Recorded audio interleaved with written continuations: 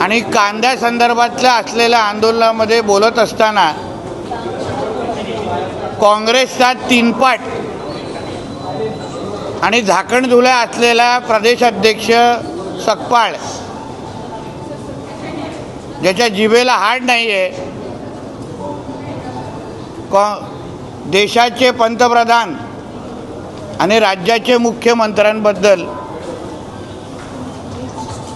बोलत असताना त्याची जीभ जास्तच वळवळली. मुद्दा होता कांद्याचा आणि मी काहीतरी करतोय असं दाखवण्यासाठी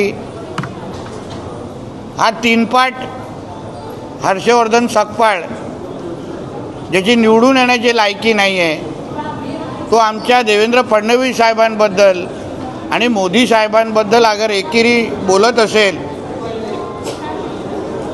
तर भारतीय जनता पक्ष म्हणून आणि देशावर प्रेम करणारा एक नागरिक म्हणून याला महाराष्ट्रामध्ये फिरून द्यायचं आहे का, याचा विचार जरा आम्हाला आता करायला लागेल.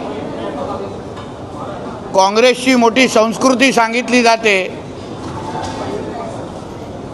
मग हीच काय राहुल गांधींनी तुला शिकवलेली संस्कृती आहे का,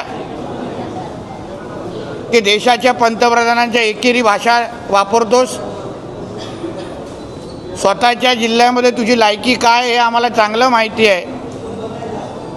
म्हणून कांद्याच्या नावाने अगर तू जास्त तुझी जीभ वळवळली तर ती जीभ हातात काढून देण्याची हिंमत ही भारतीय जनता पक्षाच्या कार्यकर्त्यांमध्ये निश्चित पद्धतीने आहे. म्हणून ह्या बाबतीची नोंद आम्ही सगळ्यांनी घेतलेली आहे.